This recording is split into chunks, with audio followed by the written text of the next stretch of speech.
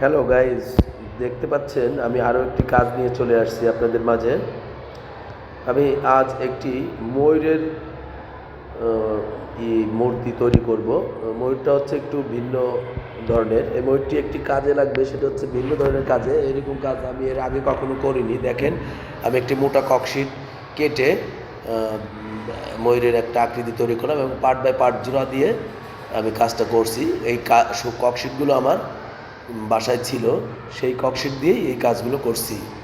যাই হোক, একদমই সাধারণ কাজ, ছোট কাজ। একদম ককশিট নতুন কিনে এনে কাজ করতে গেলে কাজটা হচ্ছে লাভবান হওয়া যেত না, কারণ কাজের সামান্য একটি বিল আর ককশিটের অনেক দাম, যার জন্য আমার ওয়েস্টিজ যে ককশিটগুলো ছিল বাসায় পড়ে থাকা, সেগুলো জয়েন্ট দিয়েই কাজটা করছি।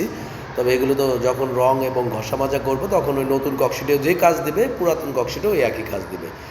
যাই হোক, আমি সেই ফেলে রাখা যে ককশিট, সেগুলো জয়েন করে করে আমি মোটা ছুরি দিয়ে আগে একটা রাফ আকৃতি তৈরি করে নিচ্ছি।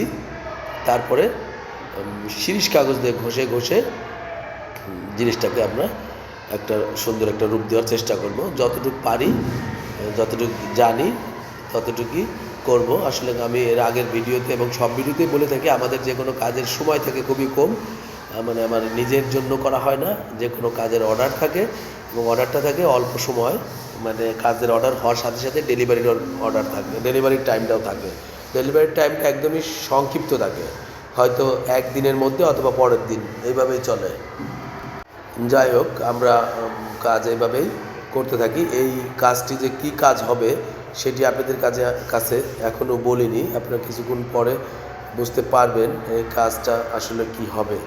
আমি চেষ্টা করতেছি যে এই কাজটি আপনারা দেখে যাতে সন্তুষ্ট হন, সেরকম একটা কিছু করার জন্য। একটা নতুন কাজ, একদমই ইউনিক। এই কাজটি হচ্ছে একটা বিয়েবাড়ির গায়ে হলুদের অনুষ্ঠান হলে যে ডালা কুলো এইগুলো সাজিয়ে দেয়, সেখানে এই কাজটি থাকবে। এই ময়ূরের সম্পূর্ণ বডিটা হবে আঙুর দিয়ে তৈরি হবে এবং লেজটা হবে পানের খিলি, অনেক বড় বড় পান দিয়ে পানের খিলি হয়ে ময়ূরের পালক তৈরি হবে। এইভাবে আমাদের এই ময়ূরের কাজটি গায়ে হলুদের অনুষ্ঠানে দেওয়া হবে। আমরা ময়ূরের মুখটাকে একটু ফিনিশিং করে নিচ্ছি। ধারালো কিছু ছোট ছুরি নিজের হাতে তৈরি করে নিয়েছি। এই ছুরি তৈরি করার ভিডিওগুলো আমি আমার আইডিতে দিয়ে রেখেছি, কিভাবে এই ককশিট কাটার ছুরি তৈরি হয় সেগুলো এই ভিডিওতে দেওয়া আছে। পর্যায়ক্রমে আপনার অ্যানালগ স্প্রে মেশিনেরও ভিডিও দিব, কিভাবে এইগুলো স্প্রে রং করা হয়। সময় সাপেক্ষ ব্যাপার, দিতে পারছি না, সময় হলে হয়তো কোনো এক সময় দিব। ককশিট রং করতে তুলি বিরাস থেকে স্প্রে রং দিয়ে করলে ভালো হয়, কারণ ককশিটে ববলিন থাকে, উঁচু নিচু থাকে, ডট থাকে, যার জন্য রং বিরাসের ঢোকে না। যতই শিরিষ কাগজ দিয়ে ফিনিশিং করি, তারপরেও এটা একটু ববলিন থেকে থাকে। আমি স্কুলে বসে ভয়েস দিচ্ছি, যার জন্য বাইরে বাচ্চাদের কোলাহল চলে আসছে, কিছু মনে করবেন না। এখন আমি মাথার ওই মুকুটটা তৈরি করব ময়ূরের। এটাও একটি ককশিট 1 ইঞ্চি সাইজের কেটে নিয়েছি, আর ময়ূরের প্রত্যেকটা বডিতে 2 ইঞ্চি ককশিট কেটে কেটে জয়েন করেছি। এটাকেও আমরা সুন্দর করে কেটে নিয়ে তারপরে এটাও একটু ছুরি দিয়ে সাইডগুলো সেলে দিয়ে তারপরে শিরিষ কাগজ দিয়ে ঘষে দেব। দেখতে পাচ্ছেন আমার উপরের মুকুটটাও কাটা শেষ। আমি এইটাকেও একটু ফিনিশিং করে মাথার উপরে জয়েন করে দেব। তারপরে পিছনে লেজের কাজ করব। এই কিছুক্ষণের মধ্যে আপনারা দেখতে পারবেন পিছনে লেজের কাজগুলো। এখানে আমরা প্রত্যেকটা ককশিটে শিরিষ কাগজ ব্যবহার করেছি, শিরিষ কাগজ ব্যবহার করে কাজটিকে ফিনিশিং করেছি। ছোট্ট একটু কাজ তো, একটু যতটুকু পারা যায় একটু ফিনিশিং করার চেষ্টা করেছি।